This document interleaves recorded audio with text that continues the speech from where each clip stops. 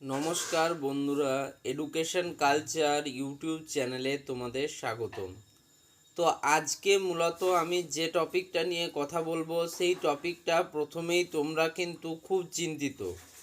দেখো, ডিপ্লোমার যারা স্টুডেন্টরা রয়েছে তারা কিন্তু মূলত বিভিন্নভাবে ডিপ্লোমা ইঞ্জিনিয়ারিংয়ে অ্যাডমিশান নিতে চাও।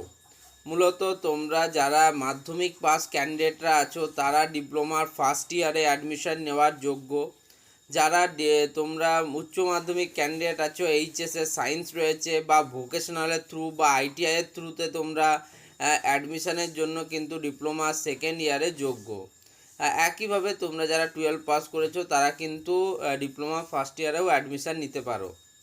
এইভাবে দেখতে গেলে ডিপ্লোমার ফার্স্ট ইয়ারে কিন্তু যারা মাধ্যমিক pass candidate, HS pass candidate, তাছাড়া তোমাদের গ্র্যাজুয়েশন ক্যান্ডিডেট অনেকেই কিন্তু বা চাকরিজীবী অনেক ক্যান্ডিডেটও কিন্তু এই ডিপ্লোমার প্রথম বর্ষে অ্যাডমিশান নিতে চায়। সেক্ষেত্রে তোমরা জানো তোমাদের কিন্তু ফর্ম ফিল আপ প্রসেস এখন চলছে এবং এই প্রসেসটার যে ডেট এক্সটেনশন সেটা করা হয়েছে 31/5/2024 পর্যন্ত।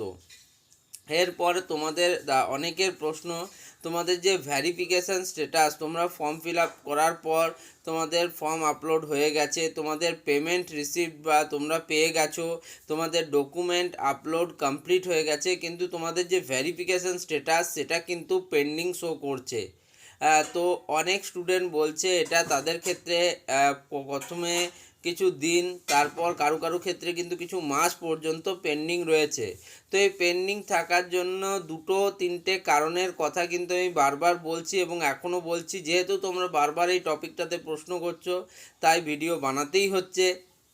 প্রথম ব্যাপারটা হচ্ছে তোমাদের সেটা পেন্ডিং থাকার কারণ হচ্ছে অ্যাপ্লিকেশান স্ট্যাটাসটা পেন্ডিং থাকার মেন কারণ হতে পারে 1 নম্বর যে তোমাদের কিন্তু স্টেট কাউন্সিলের যে সিডিসি সেন্টারগুলো থাকে, অর্থাৎ কোনো একটা ডিস্ট্রিক্টের মেন কলেজ যেগুলি পলিটেকনিকের, তারা কিন্তু এই ভেরিফিকেশান স্ট্যাটাসগুলি দেখে থাকে। সেক্ষেত্রে সেই কলেজগুলিতে কিন্তু উপযুক্ত লোক বলের অভাব রয়েছে। যেহেতু তোমাদের দুটো সিচুয়েশান এই সময় কাজ করছে, এক হচ্ছে গরমের ছুটি এবং দ্বিতীয় হচ্ছে তোমাদের লোকসভা ইলেকশন 2024।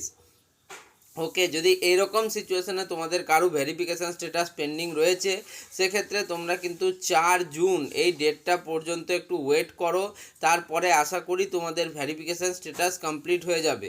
এবার আসি দ্বিতীয় স্টুডেন্টদের ক্ষেত্রে, যাদের ক্ষেত্রে দেখা যাচ্ছে যে তোমরা কোনো ভুল করেছো, তোমরা নিজেরাও বুঝতে পারছো যে ভুল রয়েছে, তো তাদের ক্ষেত্রে কিন্তু এটা একটা সমস্যা হতে পারে। কারণ দেখো, তোমার ডকুমেন্ট আপলোডেশনে কোনো যদি ভুল থাকে বা তোমার মিল না থাকে তোমার যে ডেটা তুমি ফর্মে দিয়েছো তাতে, সেক্ষেত্রে কিন্তু ফর্ম ফিল আপের এই ভ্যারিফিকেশান স্ট্যাটাস কিন্তু পেন্ডিং রয়ে যায় অনেক ক্ষেত্রে। এবার আসি সলিউশন কি। সবসময় যদি আমরা ভুলগুলো নিয়ে আলোচনা করি তাহলে হবে না, এবার সলিউশন নিয়ে আলোচনা করি।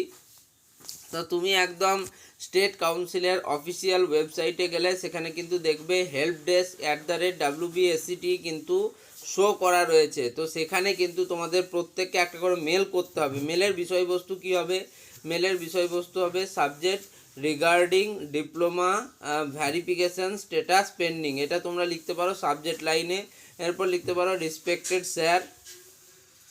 দেন তোমাদের যে কোয়ারি আছে, তোমাদের যে ফর্ম নাম্বারটা আছে সেটা লিখলে, তোমাদের ফর্ম নাম্বার তোমরা সাবমিট করেছিলে এই দিন, but till now verification status is pending in the application বা ইন দ্য হোম ট্যাব, যাই হোক।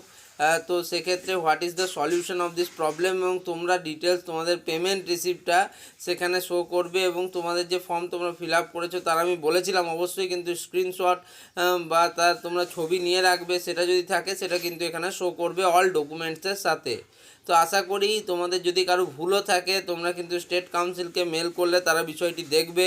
তোমরা একদিন মেল করবে, তারপর 1 উইক পর কিন্তু আবার তোমাদেরকে মেল করতে হবে, যেহেতু ফর্ম ফিল আপের ডেট আর খুব বেশি দিন নেই। যদিও এক্সটেন্ড হবার এখনও চান্স রয়েছে, তবু আমি বলবো ফর্ম ফিল আপ এর লাস্ট ডেট কিন্তু চলে আসছে। সেক্ষেত্রে তোমরা এই কাজটি এখন থেকেই করে রাখো। আর তোমাদের কার এখনও মানে কতদিন ধরে তোমাদের ভ্যারিফিকেশান স্ট্যাটাস পেন্ডিং রয়েছে সেটা কিন্তু ভিডিওর নিচে কমেন্ট বক্সে জানাও। তাহলে কিন্তু আমি আরও স্পেসিফিক্যালি বুঝতে পারবো কোন স্টুডেন্টের বা কোন জেলার কোন স্টুডেন্টদের ভ্যারিফিকেশান স্ট্যাটাসে অসুবিধা হচ্ছে। তো যাই হোক, এই ভিডিওটা এখানেই শেষ করছি। ভিডিওটা আর লম্বা করব না। ভিডিওটা ভালো লাগলে অবশ্যই ভিডিওটিকে লাইক করো, বন্ধুদের মধ্যে শেয়ার করো, আর চ্যানেলটিকে সাবস্ক্রাইব করো। ধন্যবাদ।